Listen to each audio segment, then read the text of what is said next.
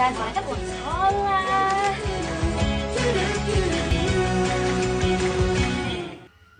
Assalamualaikum.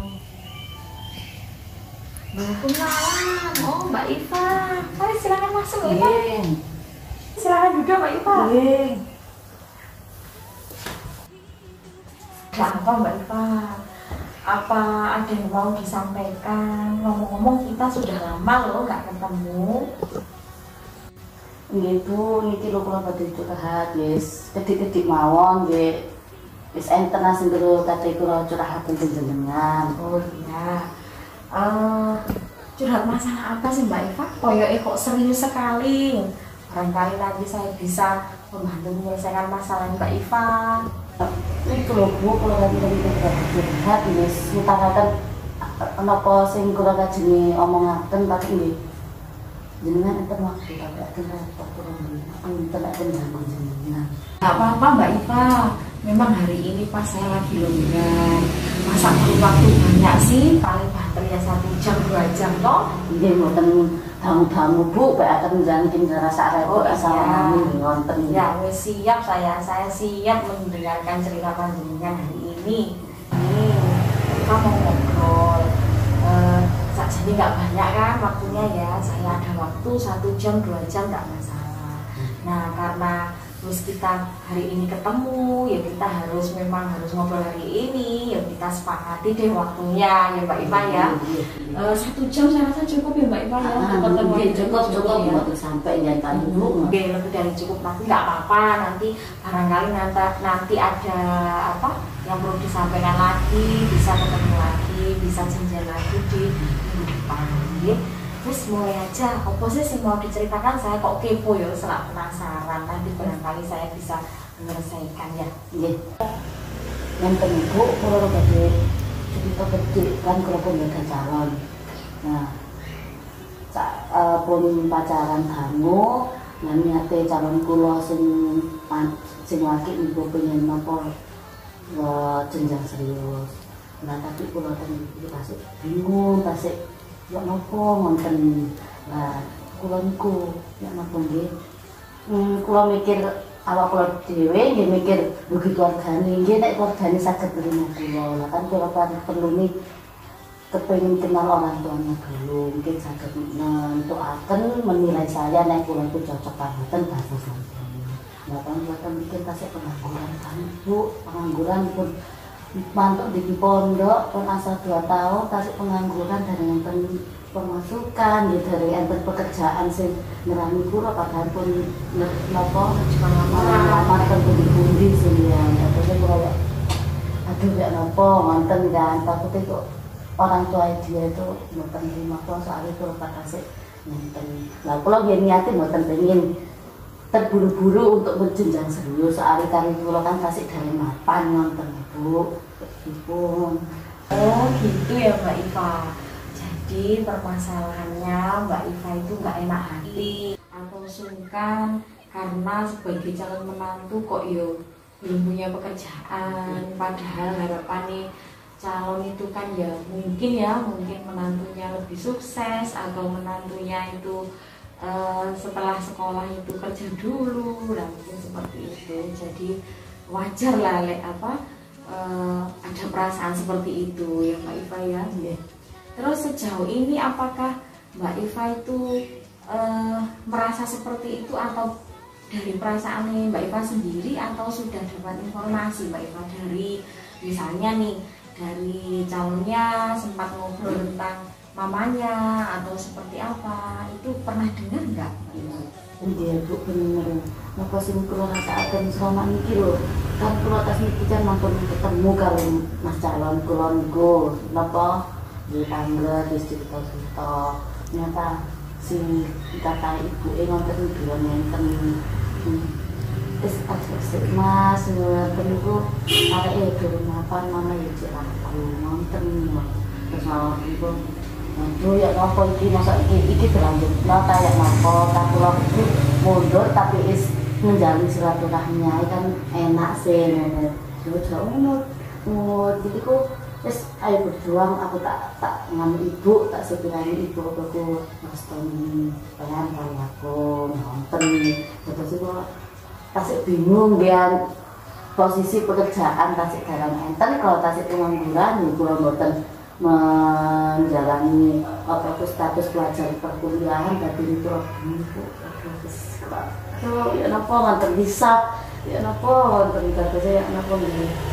Takut ini orang kan setuju terus lari noko wis kalau dikan pun dawo pun semrat dikali noko dikali punya lagi nek sifat itu yang ini noko sini emak jadi nek luar tidak ya masih noko ya. Jadi intinya itu Mbak Iva tidak hanya perasaan Mbak Iva ya, Mbak Iva sudah mengerti dari calon suami bahwasanya mamai itu rodok ragu Mbak Iva, ya wis bener karena masalahnya Mbak Iva belum apa gitu ya. Tapi ya bukan berarti saya memihak pada calon mertuanya sampean. Sakjane itu kekhawatiran gitu tuh pasti ada tentang orang tua ya. Apalagi tujuannya kan untuk kedepannya itu rumah tangga yang mapan, yang nyaman, terus ya bahagia, ya sejahtera. Nah, terus dari pihak misalnya dari pihak Mbak Iva itu ya dirasa kurang matang, kemudian ya mungkin ada kekhawatiran. Jadi lumrah kalau calon mama yo, calon mertua itu rodok kurang setuju gitu wis lumrah gitu. Jadi tapi Mbak Iva tidak boleh berkecil hati. Intinya kan tetap berusaha. Terus saya salut sampai siapa tadi calonnya ya, calonnya Mbak Iva itu berjuang tetap ingin mempertahankan cintanya, tetap berusaha mengambil hati orang tuanya supaya sampai menjelang pernikahan tetap sampai merestui gitu ya. Tapi memang itu sesuatu yang sulit ya Mbak Iva ya, sesuatu yang sulit untuk diperjuangkan karena memang insya Allah tujuannya baik, nanti insya Allah ke depan ya baik. Amin. Dan saya Mbak Iva sangat merespon positif apa yang Mbak Iva sampaikan tadi.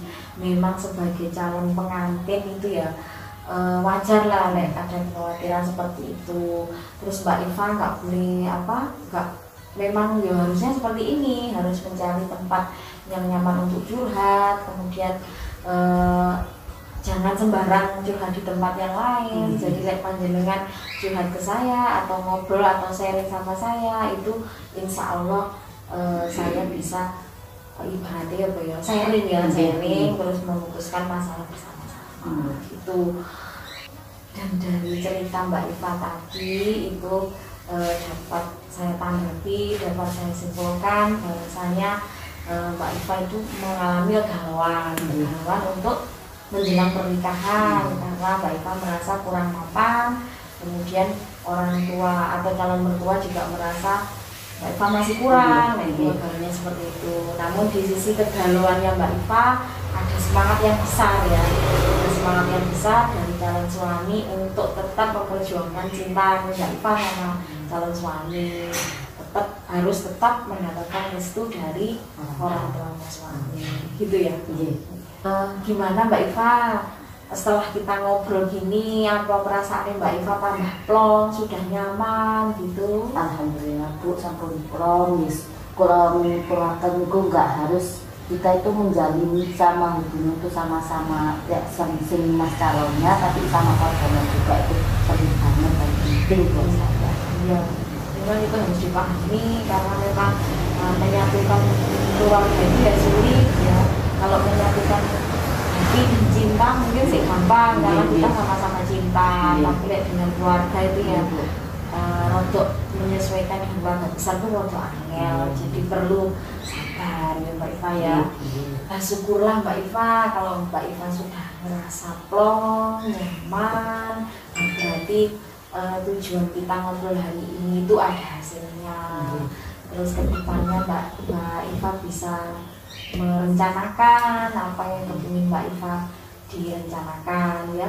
Kira-kira apa sih yang direncanakan setelah kita ngobrol hari ini? Yes, kalau tasik tetap madu pekerjaan sing menetap, kita sih kepingin kerja sing tak sekiranya kalau mapan, cek di angsal wis dikit, si apa ku mertua gian, kita yang sakit wis, pokoknya sih mapan nonton ibu, kalau pengen kerja dia.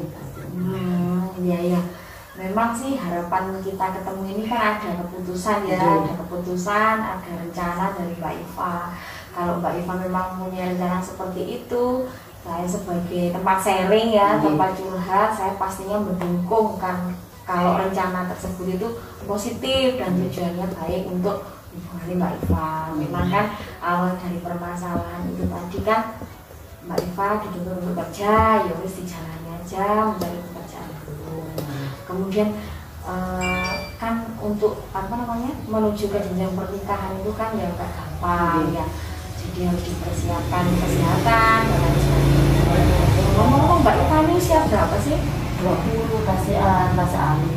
Nah maka itu ya kan ini tau pas banget loh, berarti Mbak Iva sekarang masih usia 20 tahun. Terus kemudian ada problem ya, ada problem yang harus menyusun strategi ya, menyusun strategi untuk ini mendapatkan restu dari orang tua atau calon mertua. Nah berarti kan kesempatan Mbak Iva. Jadi kalau menurut undang-undang atau kesehatan reproduksi ini Mbak Iva kan belum pas ya untuk menikah usia 20 tahun. Jadi kok ya pas banget. Jadi sekarang Mbak Iva itu menata karirnya dulu paling nggak 1 tahun, kemudian setelah itu pas usia 21 tahun kemudian baru menikah. Ya mudah-mudahan selama itu ada hikmahnya ya, ada hikmahnya, umurnya pas 21 tahun, kemudian pas tepat keluarga dari calon juga sudah plong alias apa merestui seutuhnya. Dari awal sebetulnya mungkin sudah merestui ya Mbak Iva, tapi si ono jam-jamin ya. Nah terus sedikit sharing Mbak Iva ya. Selain itu panjenengan kesini juga ada hikmahnya. Selain panjenengan ngerti apa namanya permasalahan plong isok menunda mengejar karir dulu. Selain itu juga hikmahnya ada di menunda pernikahannya karena umur Mbak Iva masih 20 tahun. Nah karena usia muda nanti misalnya Mbak Iva itu sekarang menikah usia 20 tahun misalnya dilalai direstui menikah, nah itu akan ditunda dulu untuk hamilnya. Nanti hamilnya untuk usia 21 tahun. Jadi Mbak Iva harus KB dulu. Lek males ya masuk bernikah KB kan pengen langsung punya anak ya. Nah daripada KB dulu nanti mendingan apa nikahnya pas 21 tahun kemudian langsung hamil. Karena nanti lek hamil itu kurang dari 21 tahun, itu organnya panggul Mbak Iva itu si cilik, si muda, si cilik, diameter panggul itu sama diameter kepala bayi itu nggak seimbang. Akhirnya bayi ini lahir nanti ada kemacetan, jadi akhirnya bisa nanti efeknya cedera otak bayi, terus anak Mbak Iva malah itu pendek yo. Kan sekarang trennya stunting udah anak pendek dan lain sebagainya. Makanya pas banget Mbak Iva dilala ada permasalahan itu dan dilala Mbak Iva usianya masih 20 tahun. Jadi semua pasti yang dijalani Mbak Iva, yang dibanding Mbak Iva itu semua ada hikmahnya. Saya mendukung semua apa yang direncanakan Mbak Iva. Terus nanti misalnya ini ya, Mbak Iva sudah melaksanakan rencana Mbak Iva, terus nanti sudah dapat pekerjaan, terus misalnya nanti ketemu lagi pengen ngobrol apa sih kira-kira misalnya saya punya rencana gini tuh gimana menurut saya misalnya. Nah itu nanti bisa ngobrol lagi, kan janjian lagi minggu depan atau bulan depan, nanti bisa lewat telepon, bisa lewat WA dan lain sebagainya. Benar Ibu, ternyata napa berarti nenten iki damel kesempatan damel kula lah napa kok saged kerja riyen, nerusaken karir riyen, cek mapan, cek asal sedih. Iya, betul Pak. Iya. Ojo sedih Mbak Iva. Nggih, boten. Sampeyan kelihatannya ya tertawa tapi wajah apa mripate apa air mata wis mau keluar ya sedih tetap harus semangat ya semangat ya. Terus nanti misalnya Mbak Iva mau telepon enggak apa-apa ya. Nggih pun Bu, niki lho pun siang ginan lho pun lebih 1 jam kula niki wonten mriki. Nggih kula sematur suwun pun diparingi saran, diparingi napa pemasukan kangge kula. Wis pun pinten nek ngrepot jenengan, kaya jenengan itu awas sibuk tapi nek nyelakaken kula saged bercerita teng jenengan. Oh, nggak apa-apa Mbak Iva, nggak sibuk kok. Saya yang mengucapkan terima kasih. Sampean bisa mempercaya saya ya sebagai tempat curhat, tempat sharing. Nah itu sesuatu ya yang sangat berharga, penghargaan bagi saya. Sampean bisa mempercayai saya. Nah, saya juga minta maaf Mbak Iva, mbok menawi sedikit akeh ya jenenge ngobrol kok sing gak enak ya sama sampean. Saya minta ya, mudah-mudahan obrolan kita pada pagi hari ini itu bermanfaat, kemudian barokah ya, barokah untuk Mbak Iva dan keluarga Mbak Iva dan bisa segera mendapatkan restu ya sesuai dengan tujuannya dari apa mertua ya. Itu Bu, kalau pamit pantut ini. Oh iya, ya, makasih Mbak Iva. Singkat ya.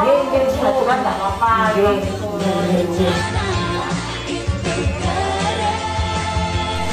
Berencana itu keren. Berencana itu